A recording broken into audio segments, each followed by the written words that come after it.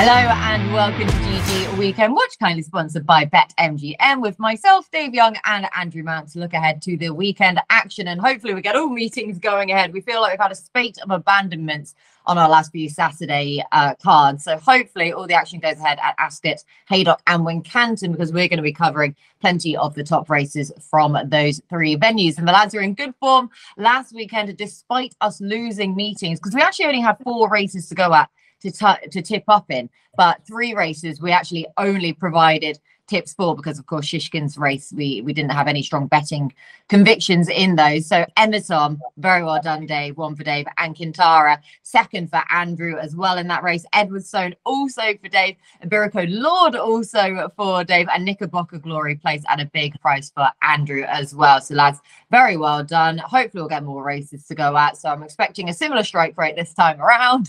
And we begin at Ascot with the Grade 2 Reynoldstown Novices Chase, 5 rods and over 3 miles at 150. Apple Away, a short enough price favourite, taking on the boys at the head of the market. So Dave, over to you, please. Thank you very much. What a lovely introduction. It's nice to have some winners to talk about once again, isn't it? I was very sad about the Teddy Bear Cup not being on, though, because I feel my best bet was probably in there, but I still cuddled them up. Right, on to this week's action, though. We starting obviously at Ascot. I'm struggling in the first race because there's no Alan King trained runner, so I don't need to pick.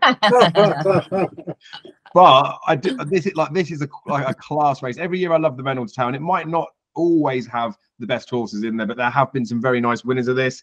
I typically look for like a stamina merchant in this. I think Copperhead was the last time I got a winner. He's now rated 118, so didn't do so well with him, or despite him winning the race. But I've had Manila Rocco in the past that comes second, went and won a National Hunt Chase. And then Bob's Worth was second as well, went and won a Brown Advisory. So there are nice horses that win this. The stamina-laden merchant, I think, in this race is the favourite, Apple Away. She got better last season as she got through her racing. Like from this time of year was when she started to shine as well. And first time up when she ran in that graduation chase, or sorry, the intermediate chase at Haydock, where Gail Demesnil was in there and Grey Dawning. That was her first run. She had another option, like a pretty soft mare's novice chase, where she was in conditions and stuff. She would have been well in to win that. They still opted to go there. So it's good experience. And if you think there, she bumped into Grey Dawning. The last time she ran, she bumped into Grey Dawning. Take him out of it. Her form all of a sudden reads a lot prettier. But her Leicester run going this way round was pretty good. I don't think this race is as deep as anything she's been in so far this season. I mean, it's deeper than the Leicester race, but still, I think she wins this. She is obviously short enough, but I don't think you need to look anywhere away from the head of the market. So Apple Away does win the opener. I appreciate she's short, but she bolts up. Yeah, 3-2 then, but 6-4. No, Kate. 10-2, 10-3, 6:30. Come on. 11-8 with BetMGM. There you go. I'll give you that instead then with our sponsors. Apple Away at the head of the market. I'm rowing in with you as well, Dave. So we're getting off to an agreeable start, at least anyway, with Apple Away. I love her in here. She's not even the top rated in here. That is Kilbeg King, after he got his mark readily shifted up from the 135 in the Grade 1 Corso Star last time out. But I was actually using him as a little bit of a stick to beat the behind Le Francais form. So for me now to justify him going up again to a mark of 142, I can't on that basis. So yeah, stamina to the fore with Apple Away. And I thought that she's run a cracker on all of her starts this season. Like you say, behind Grey Dawning on a reappearance at Haydock. Jumping probably wasn't up to scratch on that occasion. Then, of course, the formality at Leicester. The form was boosted, though. The 31-length success over the second, making your mind up. Boosted at Newbury last Saturday.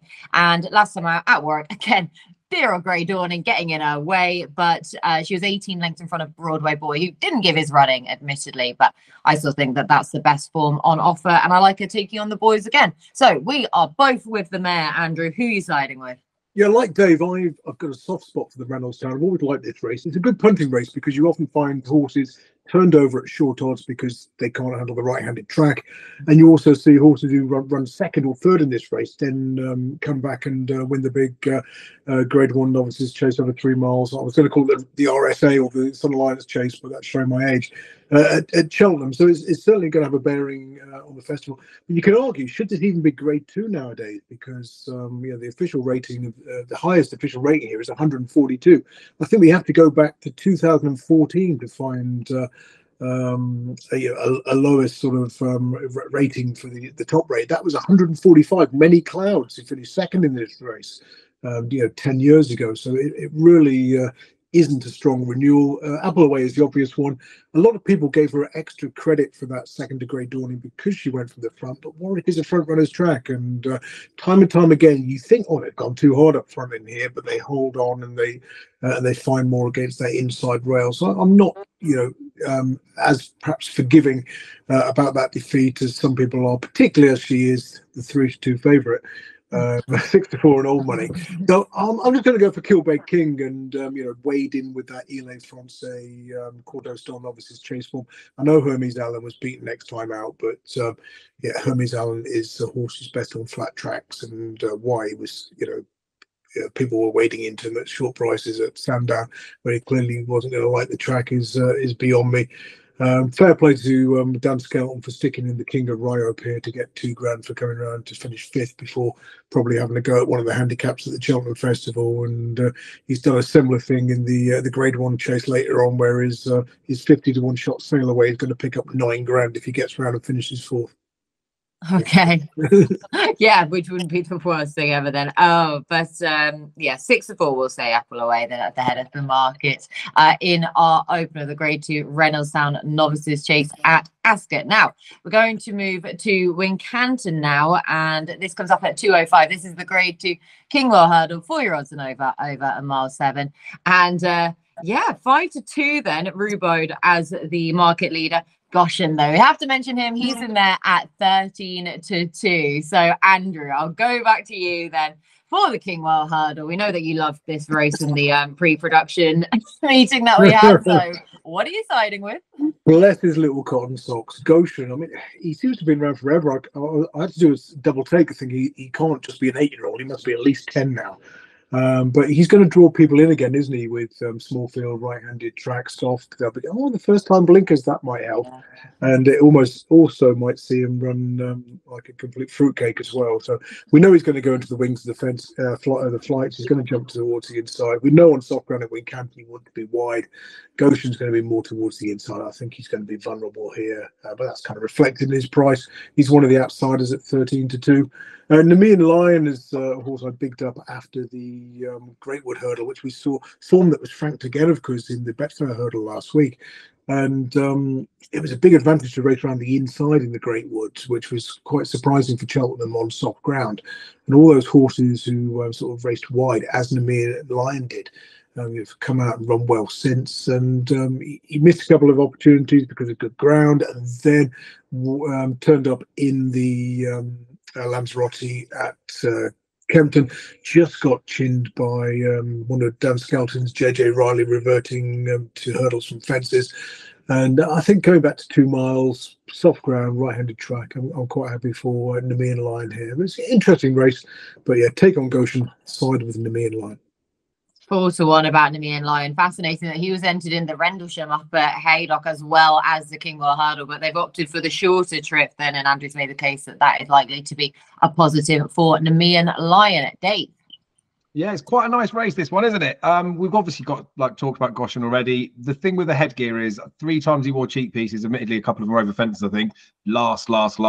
We know how much he's a madman. You do not try and tell Goshen what to do by putting something on his head, like make him wear a funny hat as he's running around. As much as I normally just throw more money away at him, this is the one time that I won't even be bothering to look for a trade or anything on him. So if you want to bet him, this is probably the time to do it, right? But he did win him. He beat Adagio, didn't he? Giving him half a stone when Adagio looked like he would be quite good. That was like a resilient effort, but I mean, it was a groundy out type one, and the form of that doesn't sound so good now. Anyway, we've mentioned Goshen. We have to do that every time. The interesting one, like Neamean Lion that Andrew said, like if the horse jumps a fluent round, he's miles better than his current mark. I do like him. I think he's got his chance. Priced accordingly, though, like 4-1's probably a fair enough price to lure you in, but I wouldn't be betting him. Guard Your Dreams, I thought ran all right behind Lossiemouth last time after a significant layoff. Definitely needs a bit further now, but I just need to mention him because he could be, I don't know, maybe some sort of Coral Cup typey horse. Now, Rubaud is at the head of the market, sort of vying for favouritism with Colonel Mustard, and you could see this happening during the week. The wise guy's money, I guess, was coming in for Colonel Mustard. They ran against each other last year in the Scottish Champion Hurdle. Got to remember, Rubaud was a 5-year-old then. Colonel Mustard was an 8-year-old. There is a £12 swing with him now, and there was only £2 lengths between them. But you have to ask yourself, is Rubaud a £10 better horse now than he was in that race last year? I would say definitely he is, and I'm not even Rubaud's biggest fan. So I think Rubaud deserves to be favourite. The soft ground does worry me. And then also, if you want to make more of a case for Colonel Mustard, he's only won once, right, over obstacles.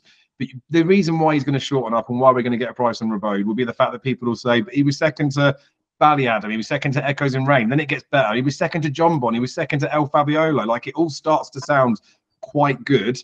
Even behind Founder 50, like when he was chasing as well. That horse obviously went and won at the Dublin Race Festival, but I'm tempted now more than anything to probably bet Rubaud because I think he's too big a price. If this was on good to soft ground, Rubaud would be a 6-4 poke. We're getting about 5-2 because it is soft. It might dry out. So while I'd prefer it to be quicker ground for Rubaud, the flat track will sort him. I thought he ran really well in that international hurdle.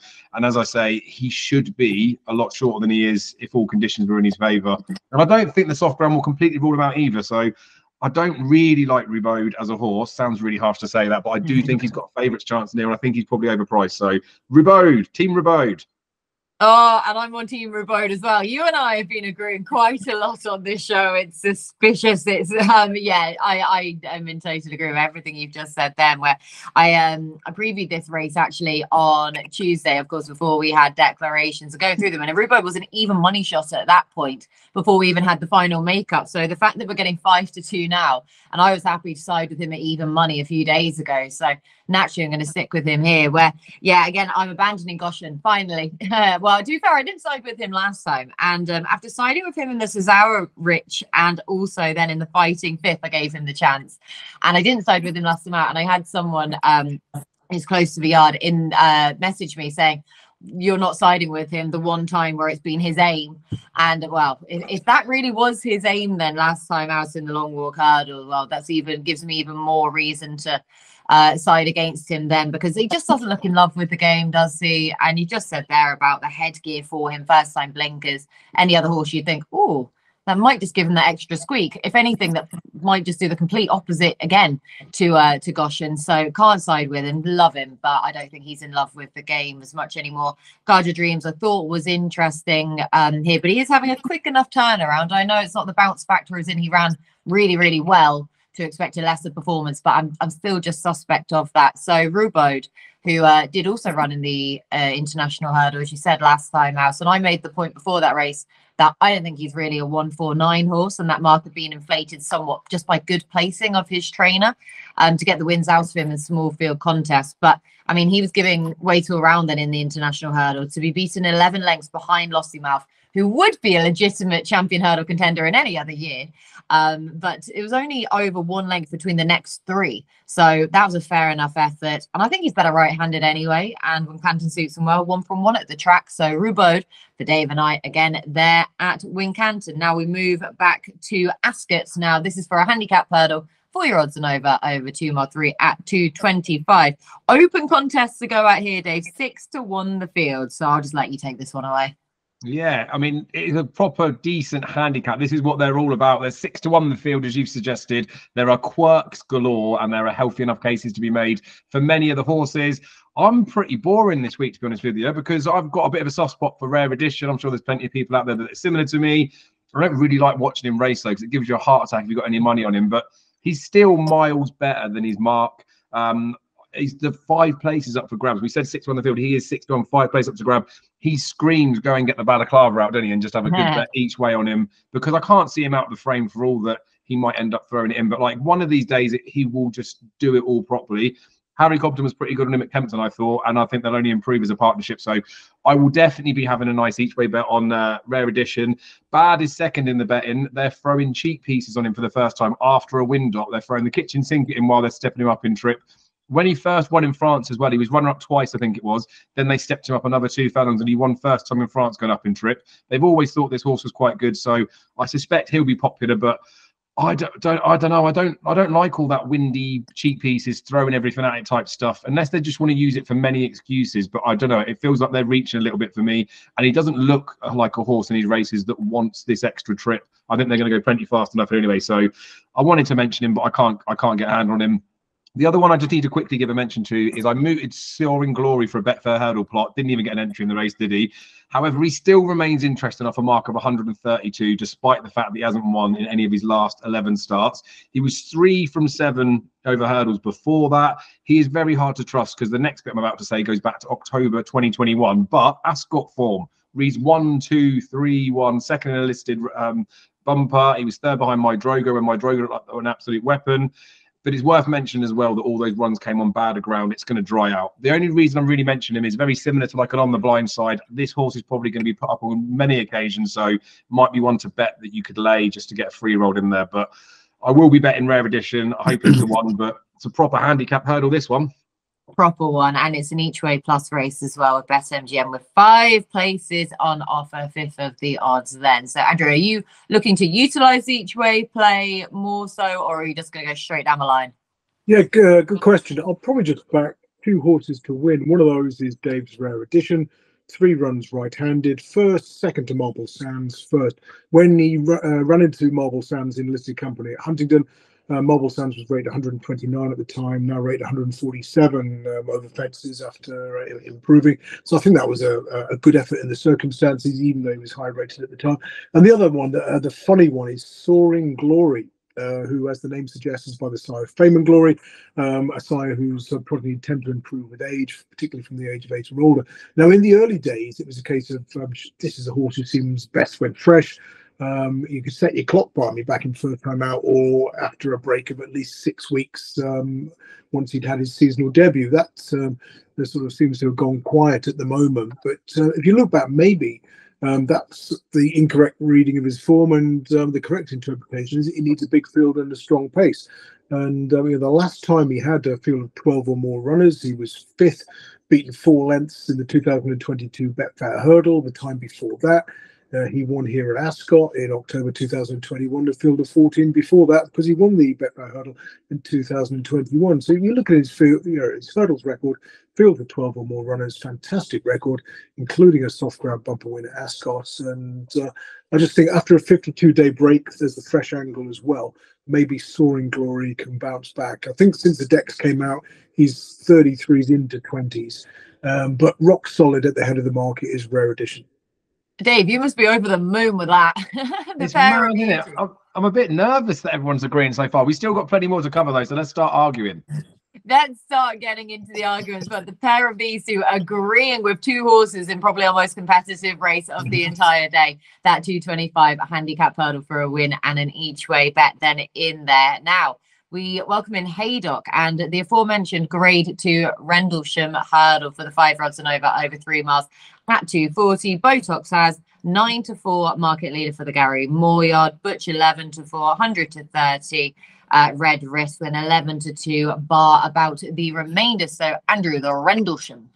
Yeah, another race, a bit like the Reynoldsdown, where you could argue that shouldn't be sort of grade 2, particularly when you look at the size of the field here and the standard of it. Probably a little bit too close to Cheltenham. It tends to be quite a weak race.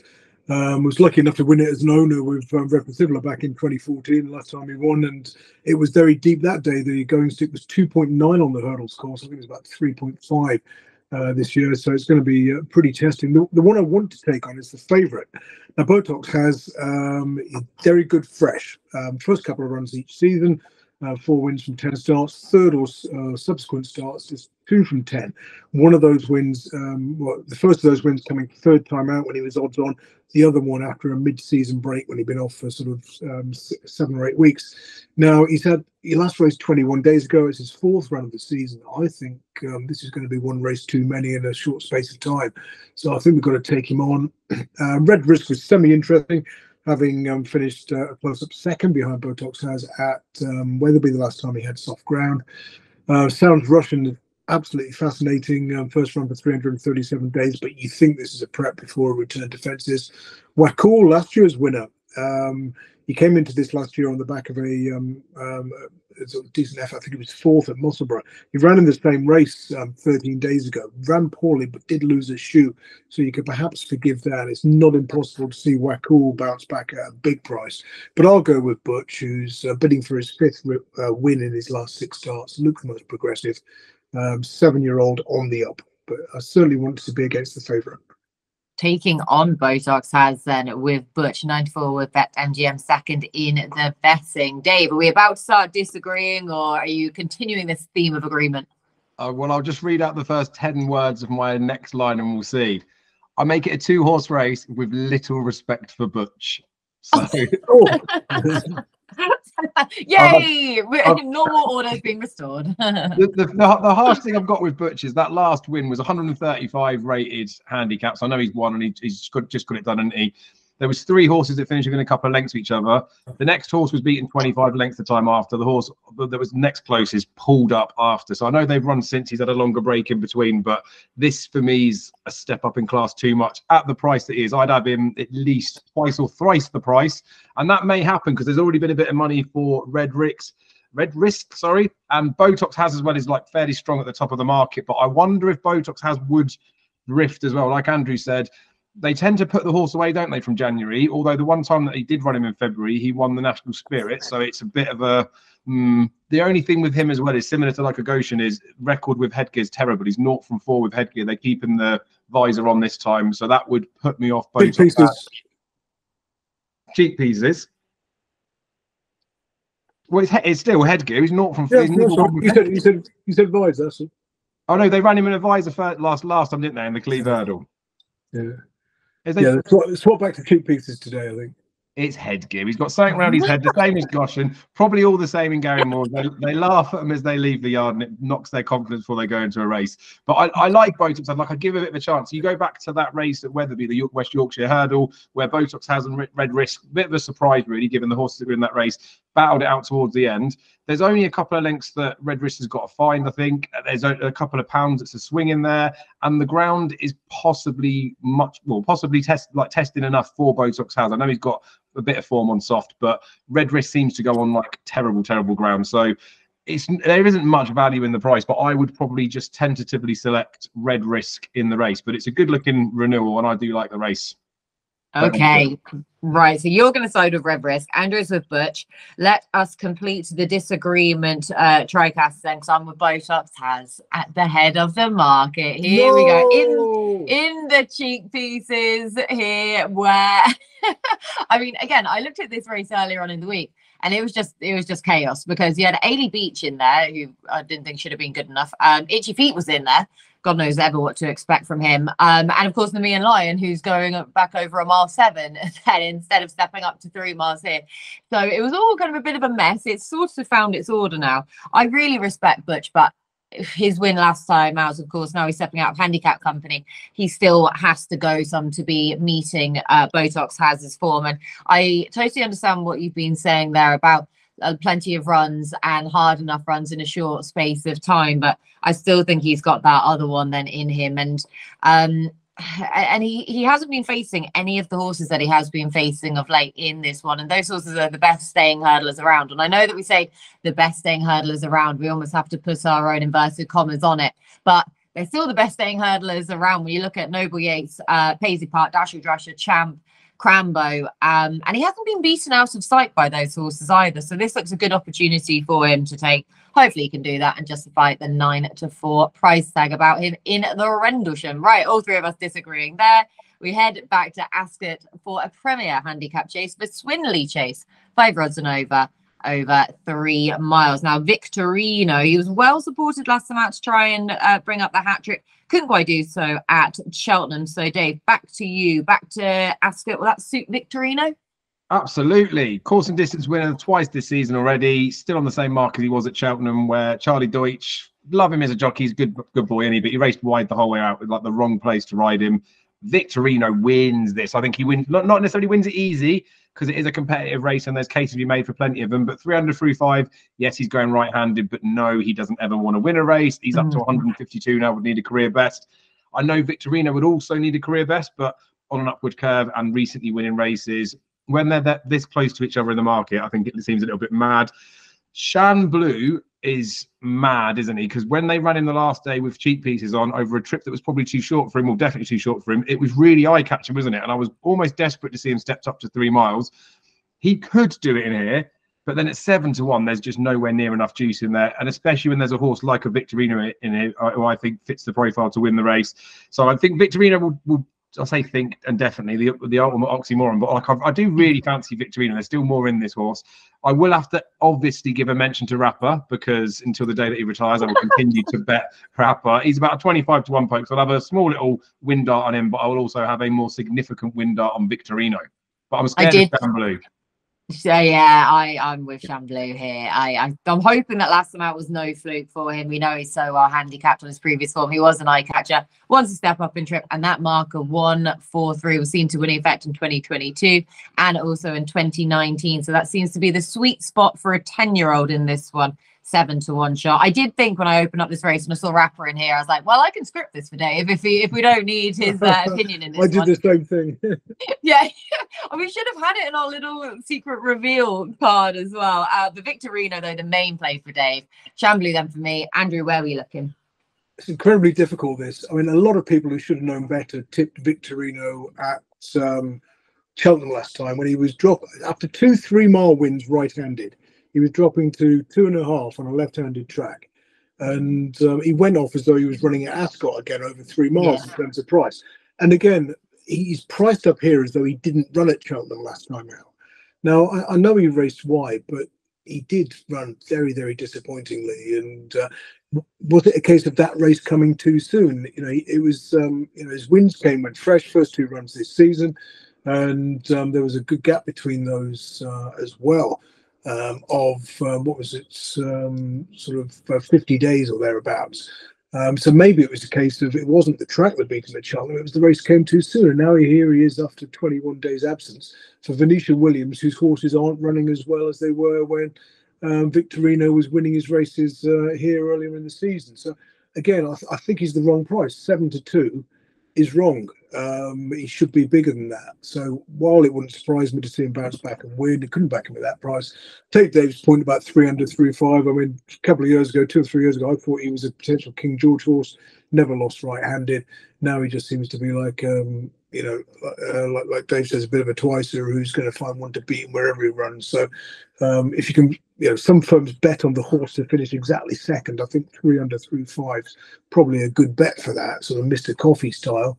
I think Iron Bridge has entered at Haydock. I'm not sure he's going to run here.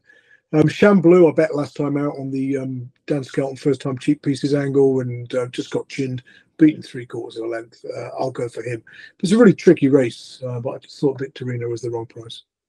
Wrong price at 7 to 2. Then he's vying for that favoritism with 3 under 3.5. But we are both with Shan Blue in the Swinley. Now, that was over 3 miles. We're stepping up even further in trip for our next race as we head to Haydock for the Grand National Handicap Chase, or Grand National Trial Handicap Chase, I should say, not the one itself. Premier Handicap, 5-year-olds and over 3 mile 4 at 3:15. And the aforementioned Iron Bridge is in here with John Joe O'Neill Jr. booked to ride. But those very familiar Hemmings colours are also towards the head of the market with Famous Bridge as well. So, Andrew, what's your bridges and what's your Hemmings colours in this one? Yeah, 3.5 miles round Haydock on heavy ground. Blink and you'll miss it. It's going to be one of those ones where do not play this race in running. You'll just go through the grinder because you'll be, oh, that's going well. It's like, oh, it stopped. That's going well. I'll bet that one instead now. Oh no, that stopped as well.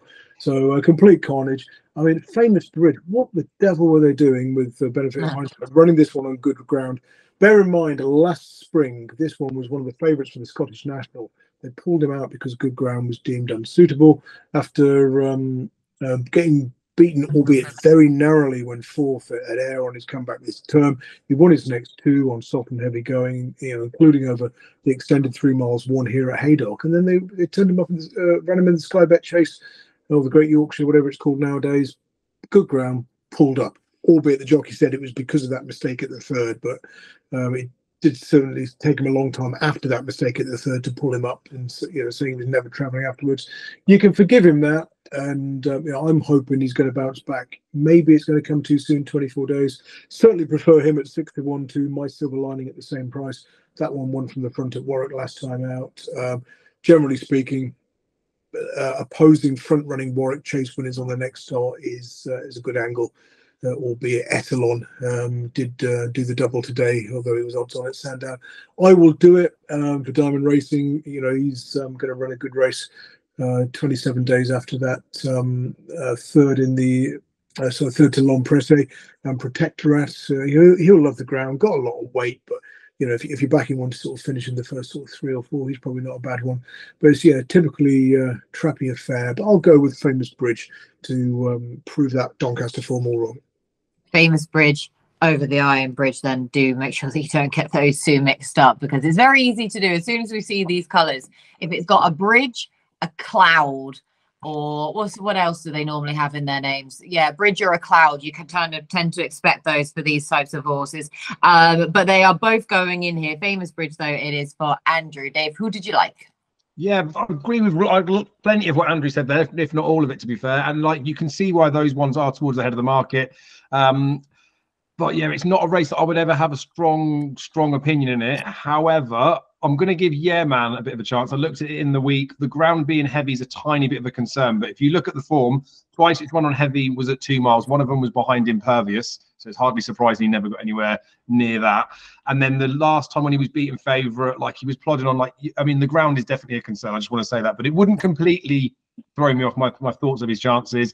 And like that Victorino form I'm talking about, I wonder if this step up could be the answer to him.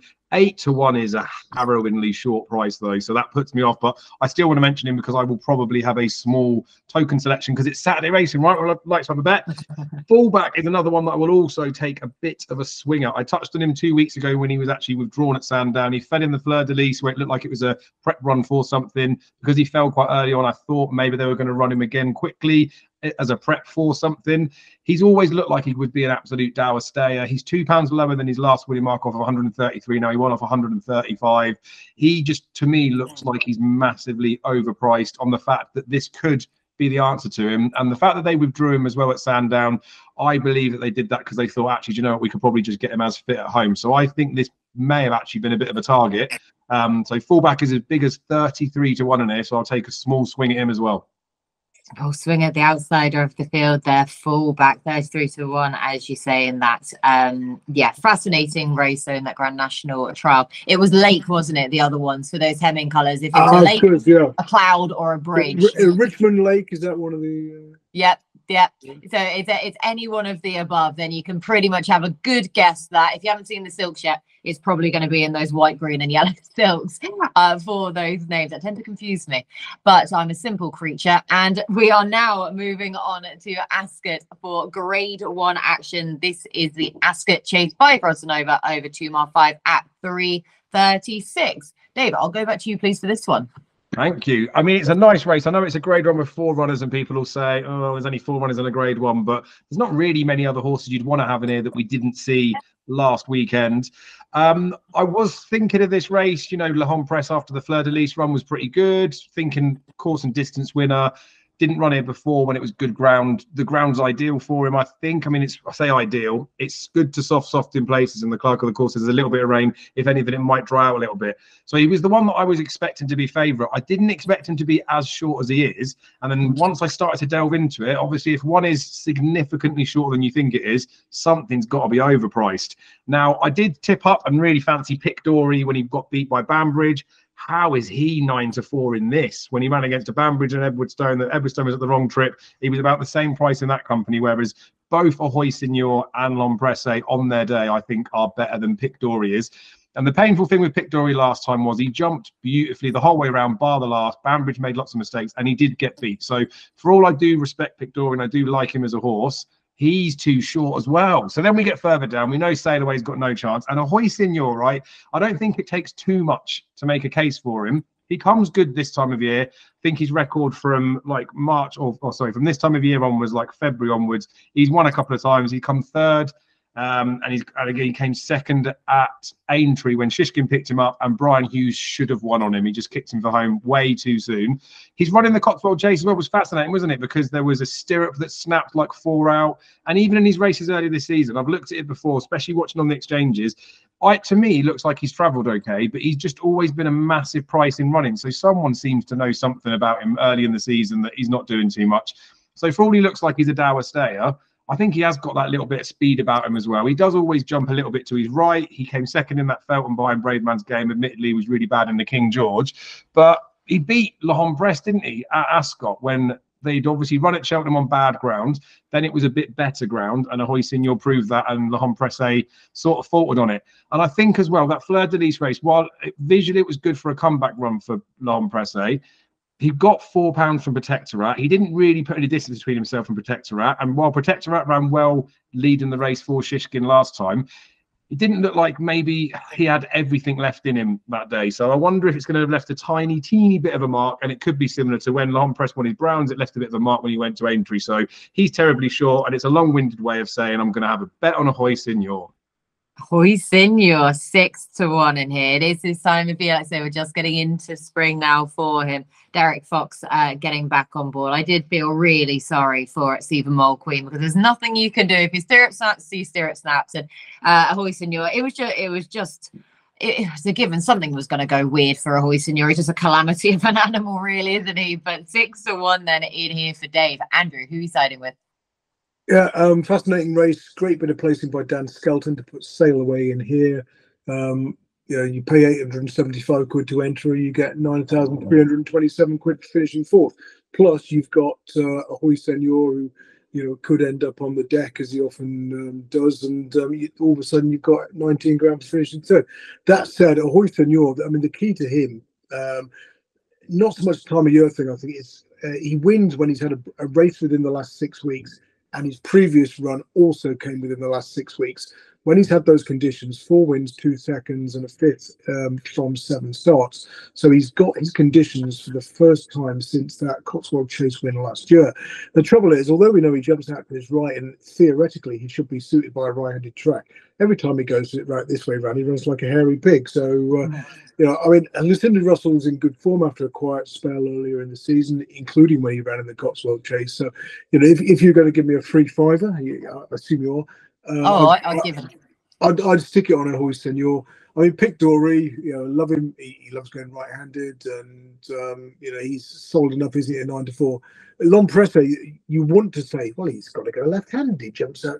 He's got to go left-handed. Jumps out to his left, but he did that and kept winning right-handed a couple of seasons ago. So you can see him doing exactly the same thing.